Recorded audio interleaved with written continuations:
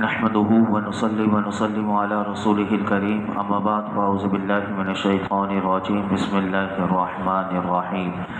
والله جعل لكم من بيوتكم سكنا وجعل لكم من جلود الأنعام بيوتا تستخفونها يوم صعنكم ويوم إقامتكم ومن أصوافها وأوبارها وأشعارها أثاثا ومتاعا إلى حين۔ اور اللہ نے تمہارے گھروں کو تمہاری رہائش بنایا، اور اس نے تمہارے لیے جانوروں کی خالوں سے کچھ گھر بنائے جنہیں تم اپنے سفر کے دن اور اپنے قیام کے دن بڑا ہلکا پاتے ہو، اور بھیڑوں کی اون اور اونٹوں کی پشم اور بکریوں کی بالوں سے گھریلو سامان اور ایک مدت تک فائدہ اٹھانے کے اسباب بنائے۔ اس آیت میں اللہ رب العالمین کی وحدانیت کے دلائل اور بندوں پر جو اس نے نعمتیں اتاری ہیں ان نعمتوں کا اس آیت میں ذکر کیا گیا۔ آیت کا خلاصہ یہ ہے کہ اللہ رب العالمین نے اس آیت میں ارشاد فرمایا کہ اللہ نے تمہاری رہائش کے لیے اینٹوں اور پتھروں سے تمہارے گھروں کو بنایا جن میں تم آرام کرتے ہو، اور اس نے تمہارے لیے جانوروں کی کھالوں سے خیموں کی شکل میں کچھ گھر بنائے کہ جنہیں تم اپنے سفر کے دنوں میں اٹھا کر چلتے ہو، اور چلتے وقت کسی منزل پر تم رک جاتے ہو، تھک جاتے ہو تو تم اس خیموں کو کھول لیتے ہو اور اس میں قیام کے وقت تم اس کو لگا لیتے ہو، تو اس میں تم آرام کرتے ہوئے تم اپنے آپ کو بڑا ہلکا پاتے ہو۔ اور اسی اللہ نے تمہارے لیے بھیڑوں کی اون، اونٹوں کی پشم اور بکریوں کی بالوں سے گھریلو سامان مثلاً بچھانے، اوڑھنے کی چیزیں اور ایک مدت تک فرمایا کہ فائدہ اٹھانے کے اللہ نے تمہیں اسباب عطا فرمائے۔ یعنی یہ چیزیں دیکھ کر بھی بندہ اللہ کی قدرت کو دیکھ سکتا ہے اور اس کا شکر ادا کرے۔ بعض اوقات یہ آیتیں ہمیں بہت بڑا پیغام دے رہی ہیں کہ جس گھر میں ہم رہتے ہیں ہماری ناشکری ہوتی ہے کہ ہمارے پاس کچھ بھی نہیں۔ یہ جو گھر ہوتے ہیں جو اینٹوں سے اور پتھروں سے بنے ہوئے ہوں یا خیمے کی شکل میں ہو، یہ انسان اگر یہ چیزیں بھی نہ ہوتی تو پھر کیا کرتا؟ اسی طرح جو سامان بچھانے کا، اوڑھنے کا، یہ سب اللہ کی اتنی بڑی نعمت ہے کہ جو اس کا استعمال ہم روز کرتے ہیں، اگر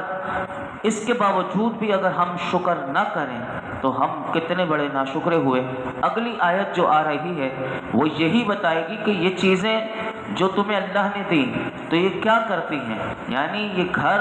تمہیں دیے، خیمے سے تم خیمے میں بھی راستے میں تم آرام کرتے ہو، لیکن یہ چیزیں تمہیں کیا چیزیں عطا کرتی ہیں؟ تو اگلی آیت میں بتایا کہ وہ تمہیں سایہ دیتی ہیں۔ اگر انسان دھوپ میں کیونکہ رہ نہیں سکتا اور اسی طرح کھلے میدان میں رہ نہیں سکتا، کیونکہ کھلے میدان میں رہنا بھی انسان کے لیے کیونکہ گرمی کی موسم ہو یا سردی کا موسم ہو انسان کے لیے بہت مشکل ہو جاتا ہے۔ اگلی آیت میں پہلے اپنی نعمت کا ذکر کیا، اب اس نعمت سے تم فائدہ کس طرح اٹھاتے ہو وہ اگلی آیت میں بتایا اور فرمایا واللہ جعل لکم مما خلق غلالا وجعل لکم من الجبال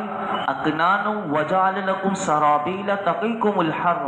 وسرابیل تقیکم بأسکم کذالک یتم نعمتہ علیکم لعلکم تسلمون فإن تولوا فإنما علیک البلاغ المبین۔ اور اللہ نے تمہیں اپنی بنائی ہوئی چیزوں سے سائے دیے اور تمہارے لیے پہاڑوں میں چھپنے کی جگہیں بنائیں اور تمہارے لیے کچھ پہننے کے لباس بنائے جو تمہیں گرمی سے بچائیں، اور کچھ لباس بنائے جو لڑائی کے وقت تمہاری حفاظت کرتے ہیں، اور اللہ اسی طرح تم پر اپنی نعمت پوری کرتا ہے۔ اب اس کی وجہ بتا دی کہ یہ نعمت دینے کا مقصد کیا ہے، تو فرمایا تاکہ تم اسلام لے آؤ۔ پھر اگر وہ منہ پھیریں تو اے حبیب، اے محبوب، آپ پر صرف اور صرف تبلیغ کر دینا لازم ہے۔ اس آیت میں اللہ رب العالمین نے ارشاد فرمایا اے لوگو، اللہ نے تمہیں یہ نعمتیں دی ہیں کہ تم نے اس کی بنائی ہوئی نعمتوں سے وہ اپنی فرمایا کہ چیزوں، مکانوں، دیواروں، چھتوں اور درختوں اور بادل وغیرہ، یہ ساری اللہ کی نعمتیں، فرمایا کہ اس سے تمہیں سایہ ملتا ہے، اور سایہ ملتا ہے کہ جس میں تم آرام کر کے گرمی کی شدت سے اپنے آپ کو بچاتے ہو۔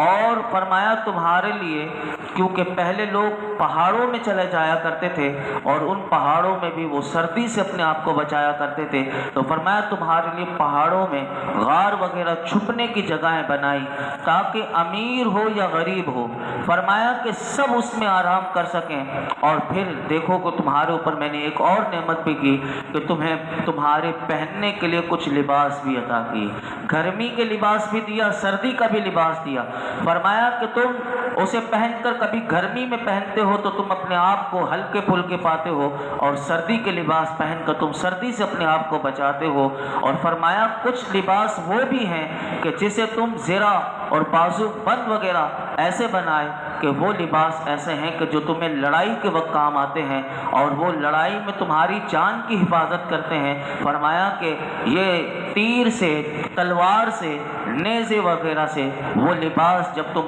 پہن لیتے ہو، جیسے کہ خول کا لباس پورا انسان نے اگر پہنا ہوا ہو تو وہ اسی طرح تانبے کا لباس اور ایسی بہت سے لباس ہیں، فرمایا کہ یہ ساری چیزیں تمہارے بچاؤ کا سامان ہوتے ہیں۔ اے لوگو، اللہ نے تمہارے لیے یہ چیزیں پیدا فرمائی، اسی طرح اس رب نے تمہارے لیے دنیا میں جو تمہاری ضرورت تھی وہ ساری ضروریات کا سامان بھی تمہیں عطا کیا، اور تاکہ وہ تم پر اپنی نعمت پوری کرتا ہے، تاکہ تم اس کے فرما بردار بن جاؤ اور اس کی نعمت کا اعتراف کر کے تم اسلام کو لے آؤ اور اس دین برحق کو قبول کر لو۔ یعنی کتنی بڑی دعوت دی گئی کہ تمہیں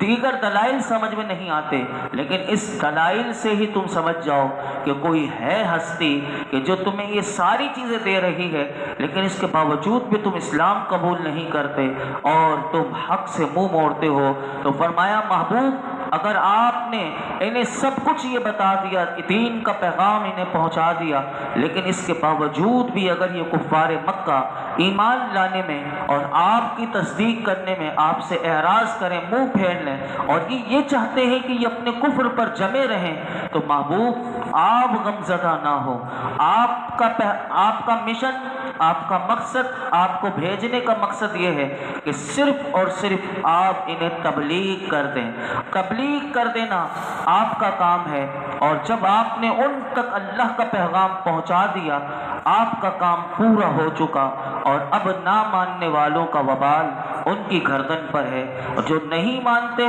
تو پھر ان کے بارے میں فرمایا کہ یہ کیسے لوگ ہیں اور یہ کس نعمت کو نہیں پہچانتے۔ یہ ساری نعمتیں بھی بتائیں، اور سب سے بڑی نعمت جو ہے وہ اگلی آیت میں فرمایا یعرفون نعمت اللہ ثم ینکرونها واکثرهم الکافرون، اور وہ اللہ کی نعمت کو پہچانتے ہیں پھر اس کا انکار کر دیتے ہیں، اور ان میں سے اکثر کافر ہی ہیں۔ یعنی فرمایا کہ جو نعمتیں اس پوری صورت میں ذکر کی گئی سورہ نحل میں، فرمایا کہ کفار مکہ جو ہیں ان سب کو پہچانتے ہیں اور جانتے بھی ہیں کہ یہ سب اللہ کی طرف سے ہے، فرمایا پھر بھی اس کا شکر بجا نہیں لاتے۔ اور مفسرین کا ایک قول اس کے بارے میں یہ بھی ہے کہ اللہ کی سب سے بڑی نعمت کیا ہے؟ وہ فرمایا یہ تو دنیا کی نعمتیں ہیں، لیکن دنیا میں جو اللہ نے سب سے بڑی نعمت جو ہمیں دی ہے وہ میرے آقا علیہ الصلوۃ والسلام کی صورت میں اللہ نے دی ہے۔ اور تو اب اس صورت میں مفسرین کہتے ہیں آیت کا معنی یہ بنے گا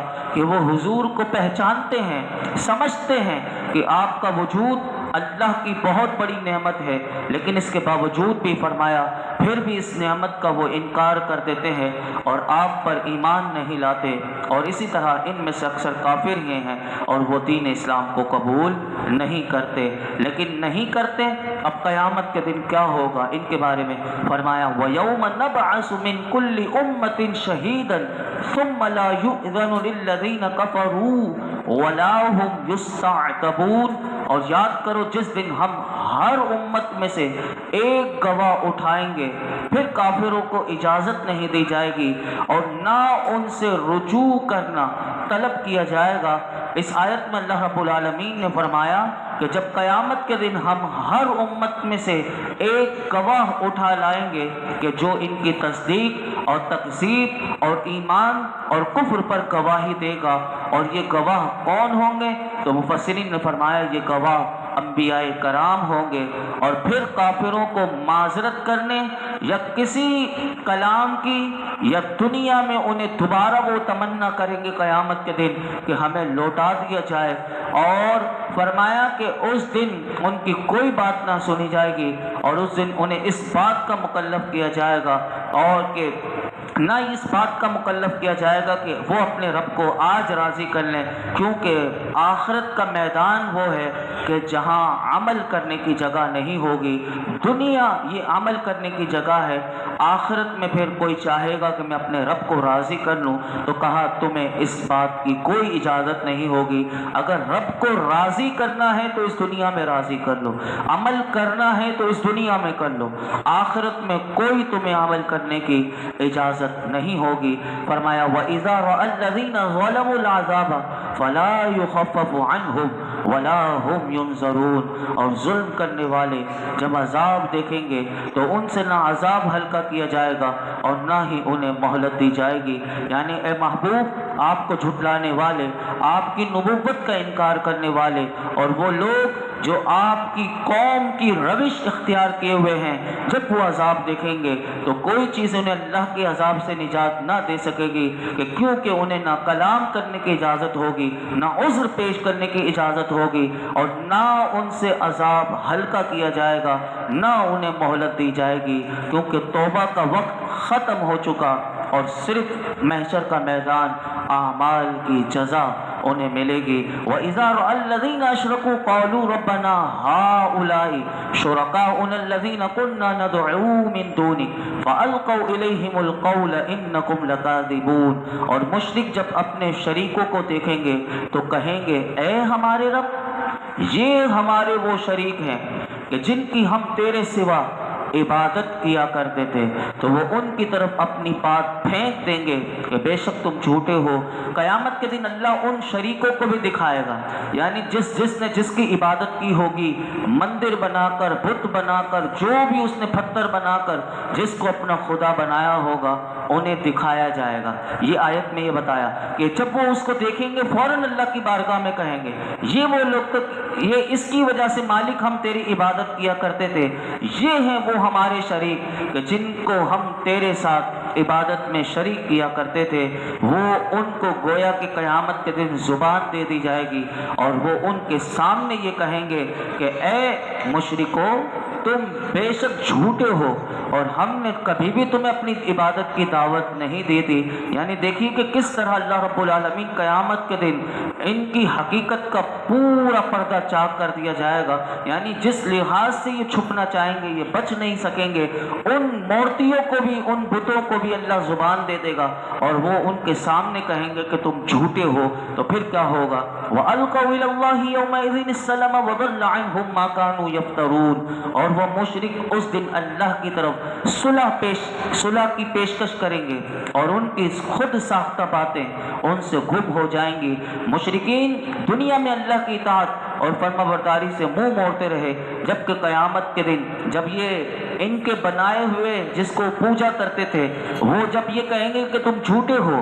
اب یہ کہیں گے کہ ہم فرما بردار بننا چاہتے ہیں، لیکن اس وقت فرما بردار بننا، یہ قرآن کی آیت بتا رہی ہے، انہیں کوئی نفع نہ دے گی، کیونکہ وہ مشرک جن کی عبادت کیا کرتے تھے انہوں نے ان سے اپنی برات کا اظہار کریں گے۔ تو اس وقت مشرکین کی یہ من گھڑت باتیں جو وہ دنیا میں کیا کرتے تھے کہ یہ معبود ہیں، کبھی کہا کرتے تھے کہ یہ ہماری سفارش کریں گے، شفاعت کریں گے، اور اس دن ان کی یہ ساری باتیں قرآن کہتا ہے کہ بیکار اور باطل ہو جائیں گی۔ الذین کفروا وصدوا عن سبیل اللہ زدناہم عذابا فوق العذاب بما کانوا یفسدون، اور جنہوں نے کفر کیا اور اللہ کی راہ سے روکا، ہم ان کے فساد کے بدلے میں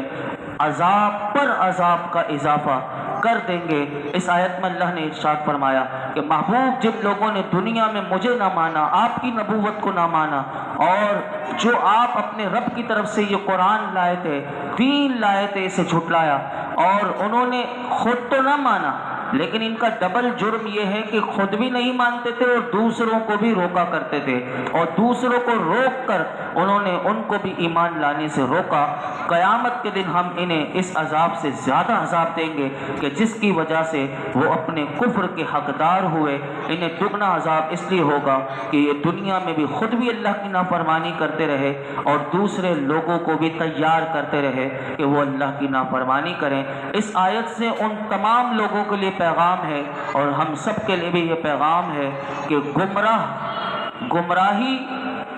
بعض لوگ یہ گمراہی کے راستے پر چلتے ہیں اور خود بھی گمراہ ہوتے ہیں اور دوسروں کو بھی گمراہ کرنے کا بیڑا اٹھا لیتے ہیں۔ جیسے کہ یہ جتنے فرقے، جتنے بھی یہ مذاہب کے ماننے والے، یہ دیگر خود گمراہ ہیں اور دوسروں کو بھی گمراہ کرتے ہیں، تو فرمایا ان کا جرم جو ہے وہ ڈبل ہے، ایک تو خود گمراہ ہونا اور دوسروں کو گمراہ کرنا۔ یہ جتنوں کو گمراہ کریں گے فرمایا اتنے ہی لوگوں کا ان کو عذاب دیا جائے گا، چنانچہ اس کی آگ زیادہ تیز ہو جائے گی اور سانپ، بچھو اور زہریلے اور تمام دوزخیوں کا پیپ اور خون ان کی غذا ہوگی۔ اللہ رب العالمین ایسے تمام غلط کاموں سے اللہ ہمیں محفوظ فرمائے اور صراط مستقیم پر ہمیں ہمیشہ اللہ رب العالمین چلنے کی توفیق عطا فرمائے۔ الحمدللہ رب العالمین والصلاة والسلام علی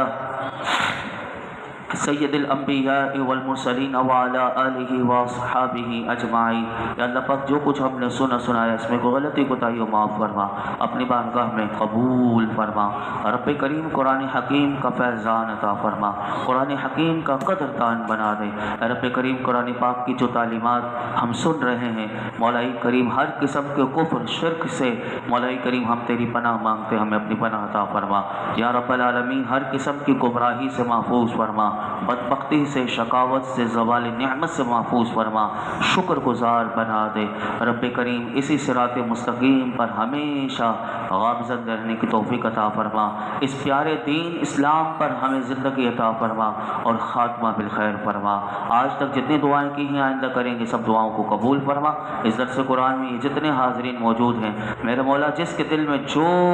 تمنا ہے، جو مراد ہے مولا کریم سب کی مرادوں کو، تمناؤں کو پوری فرما۔ وصلی اللہ تعالی علی خیر خلق محمد وعلی آلہ وصحبہ اجمعین۔